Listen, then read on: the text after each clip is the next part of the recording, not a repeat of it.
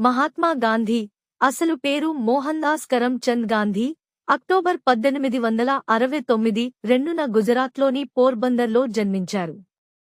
ఆయన చిన్నప్పటి నుండి సత్యం, అహింస అనే సిద్ధాంతాల పట్ల ఆసక్తిని పెంచుకున్నారు.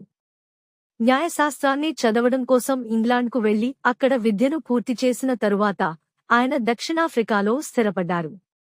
ఆదికాలంలో అణచివేతకు వ్యతిరేకంగా పోరాటం.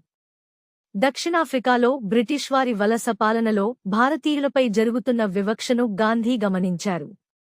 అక్కడ ప్రజలకు జరిగిన అన్యాయం గాంధీని సత్యాగ్రహం అనే విధానాన్ని ఎంచుకునేలా చేసింది.